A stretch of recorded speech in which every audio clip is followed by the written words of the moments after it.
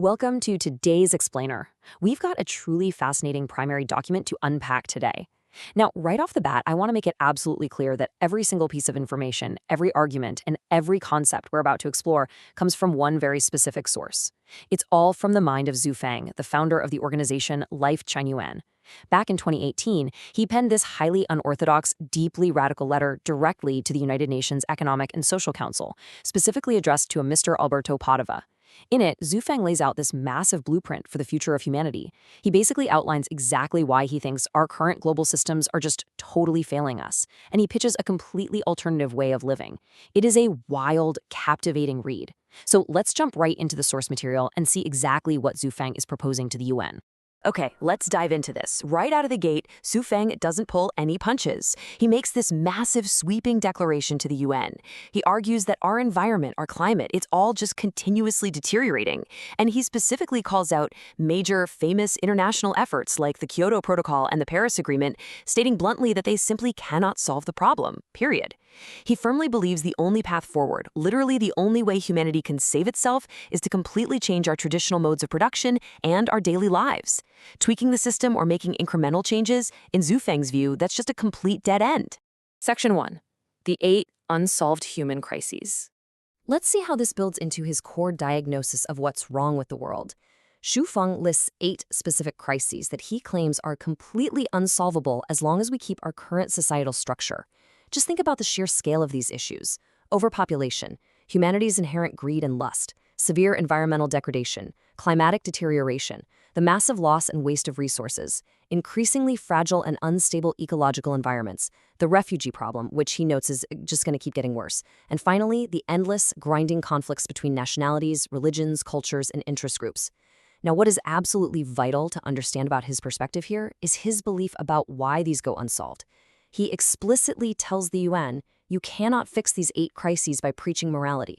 You can't fix them with new laws or regulations, religious precepts, throwing money at the problem, warnings, military force, or, and he's very pointed here, the constant endless meetings and discussions held by governments in the UN itself. He says none of it will work. Section 2. The root of all crises. So the crucial point is, if all of our traditional methods of problem solving are totally useless against these giant crises, what's the actual root cause? Well, Xuefeng points the finger at something most of us consider totally fundamental to human existence: the traditional marriage and the traditional family unit. And what's so fascinating here is just how radical this assertion is. He asks the UN what kind of life modes need to change. His very first answer is that we literally must break up traditional marriages and families.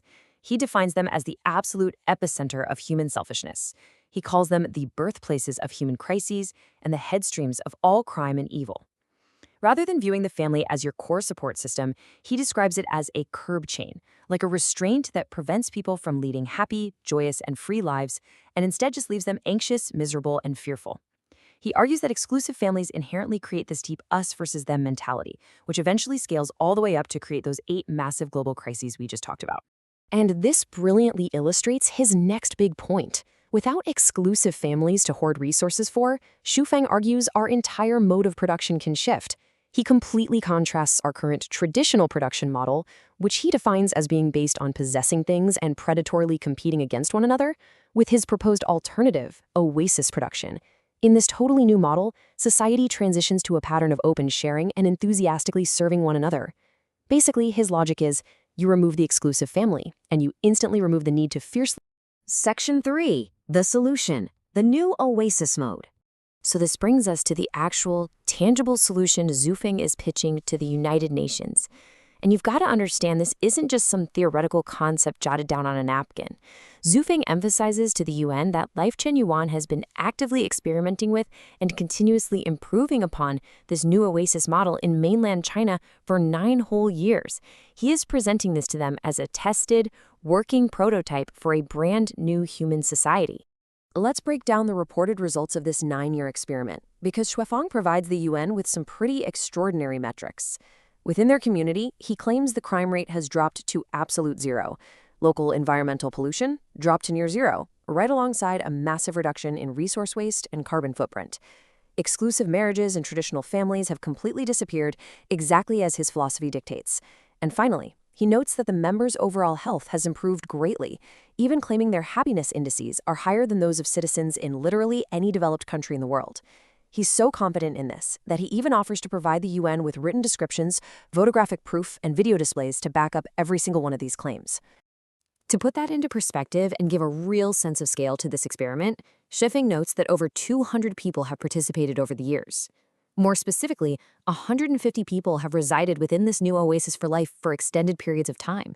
So we're talking about a working community of roughly 150 long-term residents operating completely outside the traditional bounds of marriage, family, and personal property.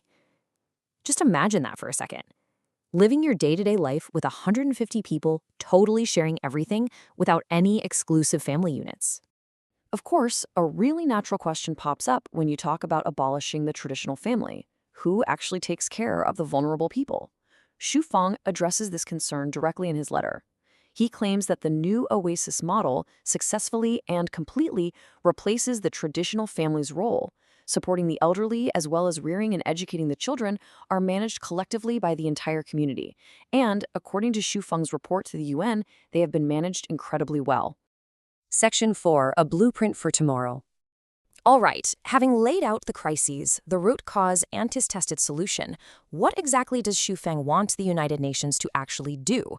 Well, he lays out a highly concrete 4-step master blueprint. Step 1, he wants the UN to step in and use its influence to persuade specific governments. He actually explicitly lists mainland China, the United States of America, or Zimbabwe to agree to allow a new oasis for life to be created on their territory.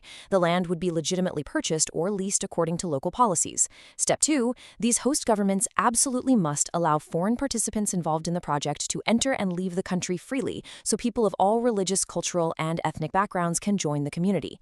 Step 3, under the auspices of the UN, but physically implemented by Xuefeng, they will build a new, larger model community with exactly 300 resident members. Now, Xuefeng notes that Xuefeng will fund this themselves, but he throws in that UN financial assistance would certainly speed things up. And finally, step 4, once this intuitive, highly visible model is built, people from all over the world can visit it, experience it firsthand, and then copy it, replicate it globally. Millions of new oases, he claims, will realize the beautiful ideal mankind has dreamed of for thousands of years. As he wraps up this 2018 letter, Xuefeng issues a pretty stark warning to the United Nations. And he invokes that famous proverb, "It is better to teach people to catch fish than to give them some fish."